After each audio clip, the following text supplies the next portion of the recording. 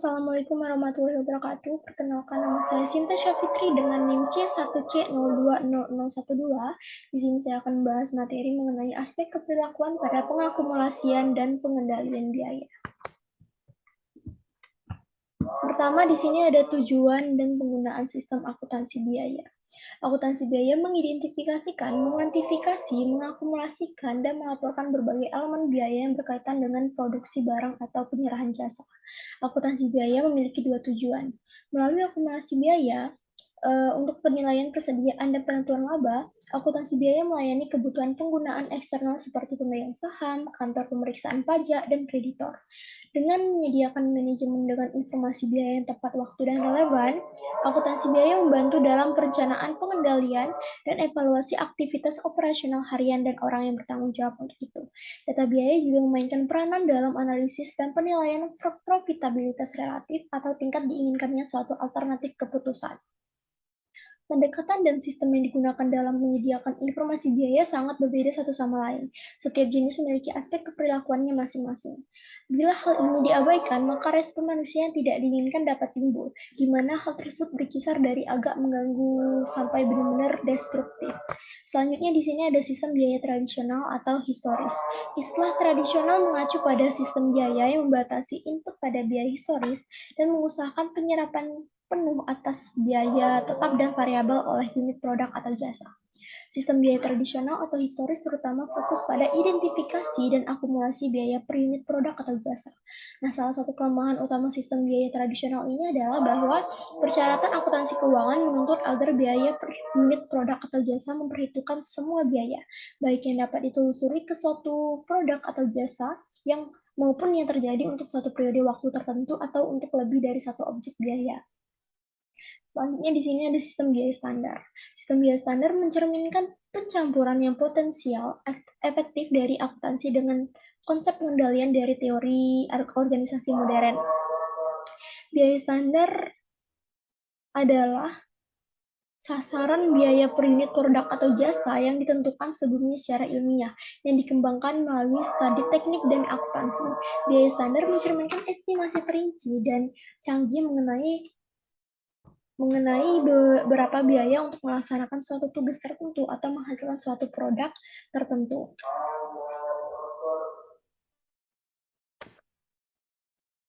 Nah, selanjutnya di sini ada perhitungan biaya langsung dan variabel atau variabel.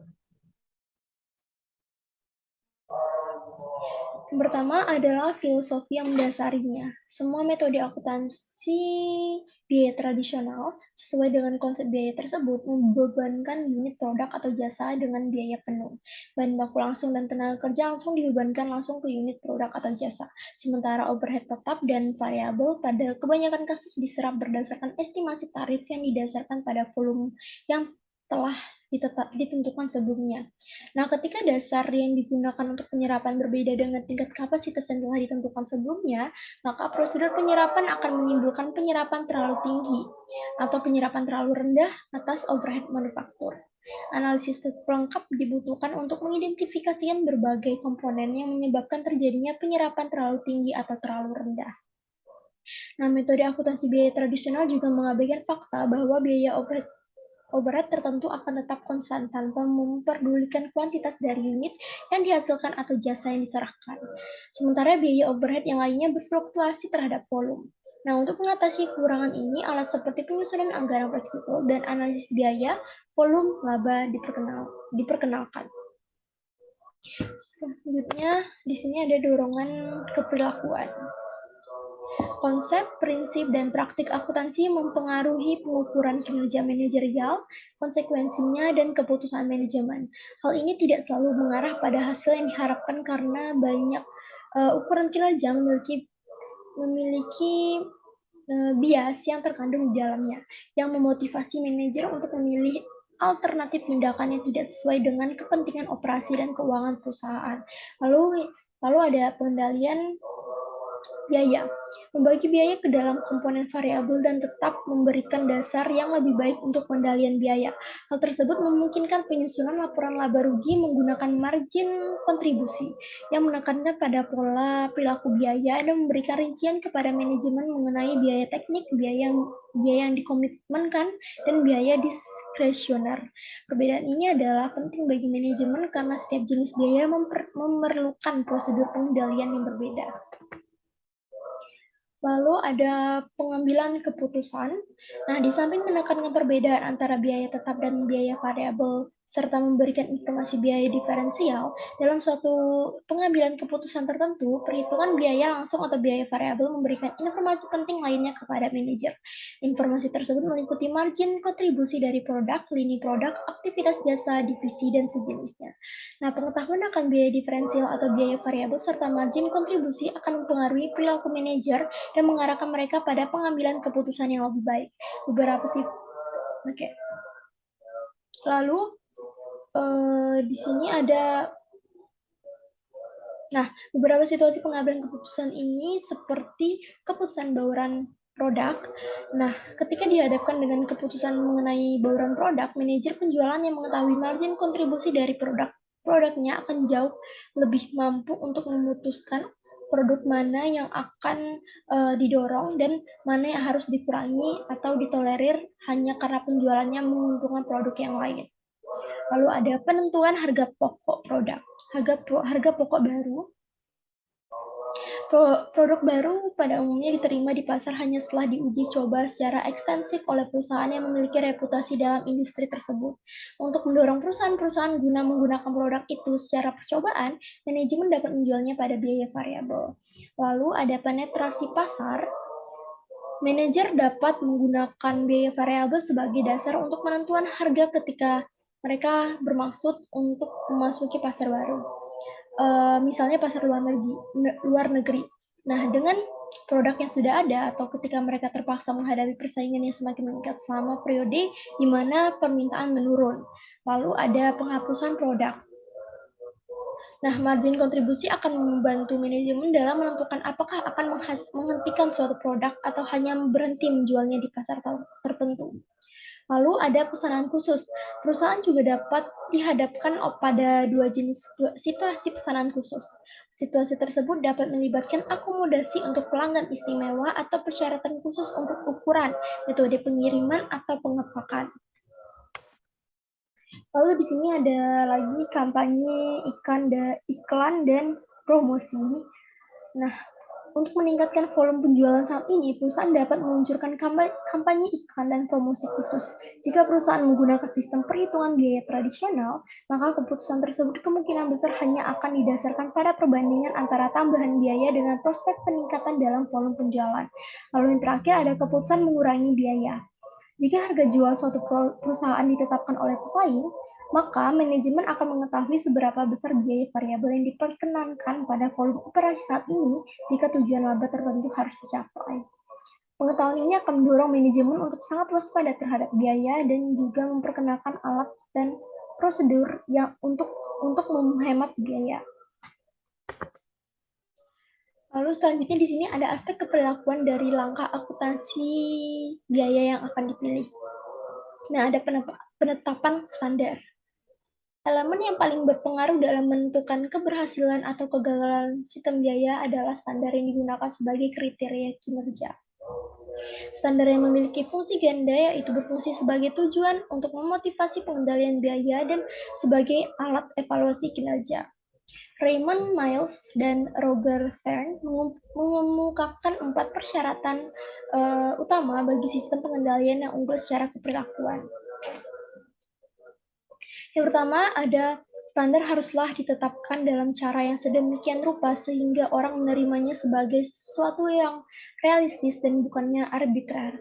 Yang kedua, orang-orang harus merasa bahwa mereka memiliki pengaruh dalam menetapkan tujuan mereka sendiri. Yang ketiga, orang-orang harus meyakinkan bahwa mereka tidak akan dihukum secara tidak adil untuk variasi normal yang terjadi secara kebetulan dalam kinerja.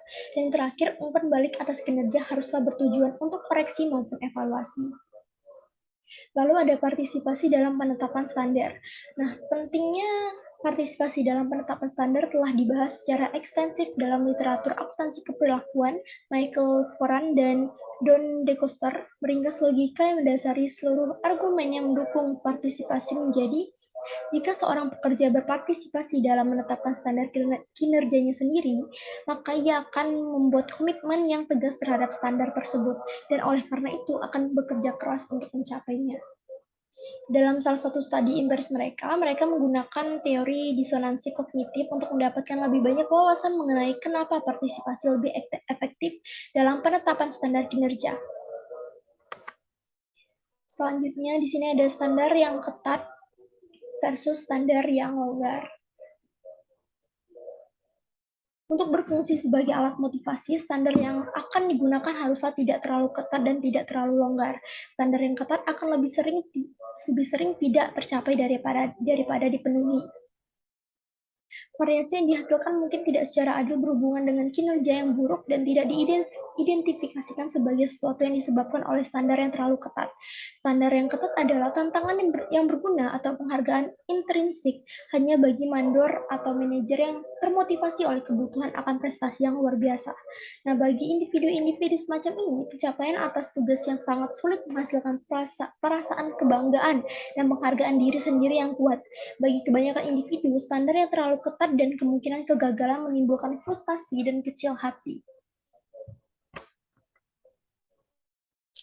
Selanjutnya di sini ada penyerapan overhead.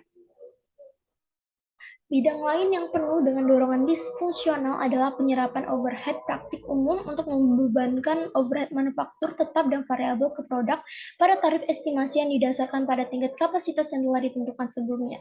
Nah, ketika dasar yang digunakan untuk penyerapan berbeda dengan yang telah ditentukan sebelumnya, maka varian yang dibebankan terlalu tinggi atau terlalu rendah akan terjadi.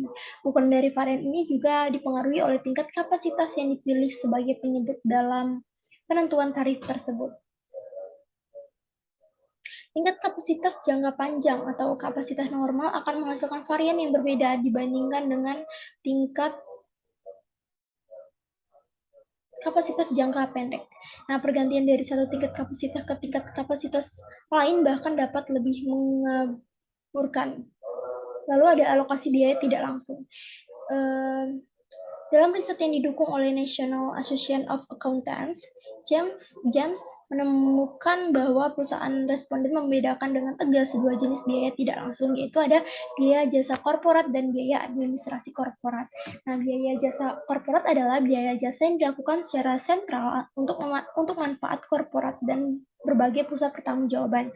Sedangkan biaya administrasi korporat adalah biaya yang diperlukan untuk mengoperasikan kantor korporat.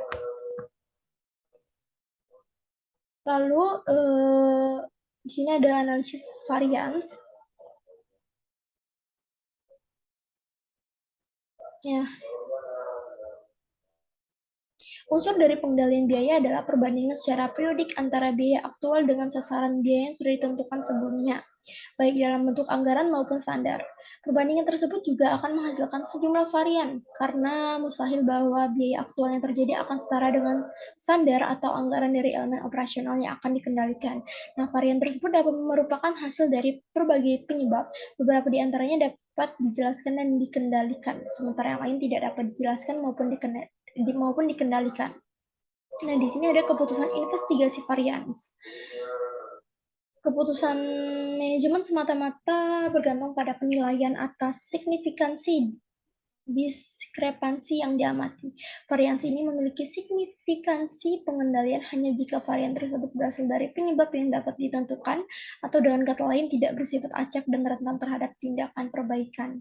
Tetapi kerumitan permasalahan yang sebenarnya terletak pada fakta bahwa tanpa investigasi, manajemen tidak memiliki dasar untuk menentukan apakah varian tertentu ditimbulkan dari penyalahgunaan yang dapat diidentifikasikan dan dikendalikan, atau apakah varian tersebut bersifat acak atau tidak dapat dikendalikan. Lalu ada aspek perilakuan. Nah, semua model akuntansi untuk investigasi varian biaya didasarkan pada pandangan pengendalian struktural. Pandangan ini lebih melihat pengendalian sebagai mesin homostatis yang mengatur dirinya sendiri. Pendukungnya tidak melihat perbedaan antara regulator mekanis dalam suatu sistem sibernetika. atau seperti termostat dengan regulator manusia seperti pekerja, mandor, atau manajer. Ini ada batas pengendalian. Nah, kisaran hasil kinerja yang dianggap dapat diterima oleh manajer adalah batasan pengendalian. Batasan ini menentukan seberapa mudah atau sulit bagi seseorang yang dikendalikan untuk berkinerja dalam kisaran yang dapat diterima dan berapa banyak ruang yang mereka miliki untuk gagal sekali waktu. Lalu ada hasil umpan balik. Tidak seperti mesin, informasi umpan balik mengenai kinerja manusia akan menimbulkan perasaan keberhasilan atau kegagalan dalam diri individu yang dikendalikan. Lalu yang ketiga ada ketetapan pemaksaan. Keketatan pemaksaan. Pemaksaan yang ketat atas kebijakan pengendalian akan menimbulkan tekanan dalam diri individu yang dikendalikan. Lalu yang terakhir ada struktur penghargaan. Orang-orang atau kelompok akan memodifikasi perilaku mereka yang tidak diinginkan dan mengurangi perilaku yang diinginkan ketika mereka memandang bahwa perubahan atau pengulangan perilaku tersebut disertai dengan penghargaan intrinsik maupun ekstrinsik. Oleh karena itu terdapat efek umpan balik psikologis antara berbagai faktor dari kebijakan pengendalian dengan kinerja masa depan, maka kebijakan pengendalian yang ideal harus dibuat khusus dan bervariasi dari situasi ke situasi. Baiklah, segitulah pemaparan materi yang dapat saya sampaikan. Jika ada kekurangan, saya mohon maaf. Wassalamualaikum warahmatullahi wabarakatuh.